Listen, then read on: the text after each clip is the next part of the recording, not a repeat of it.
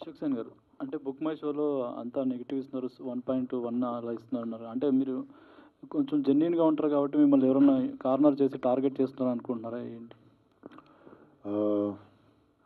ఇది ఆ book my show panchayat అయితే వాళ్ళకి ముందు I think book my show also should consider this before they use to ticket కొన్న వాళ్ళకే స్టార్ అంటే వాడు షో అయిపోయిన తర్వాత మనకు పంపిస్తుండే నువ్వు ఎంత ఇస్తావు రేటింగ్ అని 10కి ఉంటుంది వాడిది రేటింగ్.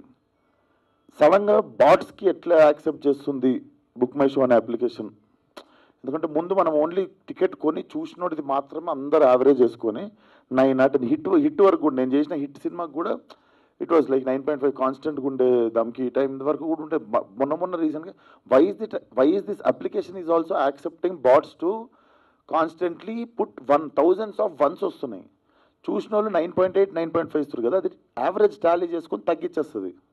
సో ఇప్పుడు ఈవినింగ్ నుండి చూపించడం స్టార్ట్ చేస్తుంది. అది ఇప్పుడు ఆల్రెడీ ఇంకా స్టార్ట్ కాలేదు, మా పొద్దున నుండి ఆల్రెడీ మీరు if you just open your phone, open book my show, gangs of Godavari మీద కొట్టండి, కింద ఫస్ట్ ఒక 3 చూపిస్తుంది రేటింగ్, టచ్ చేస్తే మీకు అసలు పొద్దున నుండి ఎంతమంది వన్లు ఇచ్చారో తెలిసిపోతుంది. ఇట్ లుక్స్ వెరీ ఫేక్, అంటే చిన్నపిల్లలు కూడా చెప్పవచ్చు అది బాట్ అని. అంటే అదే టార్గెట్ ఏమన్నా ఉందనుకుంటున్నారా మీ మీద? వాళ్ళు ఏమున్నా జనాలకి ఇది యూనివర్సల్గా ఇది బాట్స్ అని తెలిసిపోయింది అనుకో, దాని మీద నమ్మకం పోతుంది ఫస్ట్ ఆఫ్ ఆల్. అండ్ జనాలు నాకు తెలిసి ఇప్పుడు ఆల్రెడీ 2వ సినిమా కాబట్టి ఆల్రెడీ అందరికీ అర్థమైపోయి ఉంటుంది.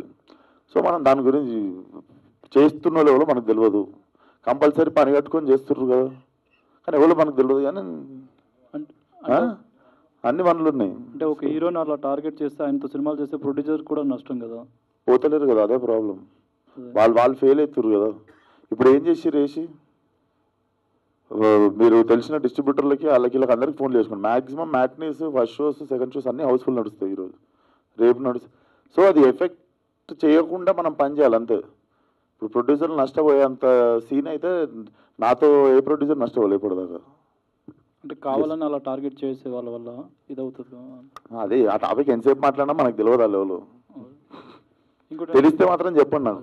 మీ సినిమాతో పాటు ఇంకో 2 సినిమాలు రిలీజ్ అయ్యాయి కదా, అంటే ఇలా కాంపిటీషన్ ఉండడం వల్ల కూడా కొంచెం కలెక్షన్స్ తగ్గేది ఉంటుంది. నాకు తెలియదు ఆ రెండింటి, నాకు పొద్దున నుండి నాదే సరిపోయింది యాక్చువల్లీ. ఇప్పుడు ఒకసారి కొంచెంసేపు అయితే అసలు మిగిలిన ప్రపంచంలో ఏం జరుగుతుంది, అసలు నా సినిమా నేను కాకుండా అసలు ప్రపంచంలో ఏం జరుగుతుంది నేను తెలుసుకొనికుంటుంది. మాకు పని వర్కే సరిపోయింది జస్ట్. ఓకే. ఇంకోటి ఏంటంటే మీ ప్రతి సినిమాలోనే 2 హీరోయిన్స్ ఉంటారు, అదేమైనా సెంటిమెంటా ఏంటండి?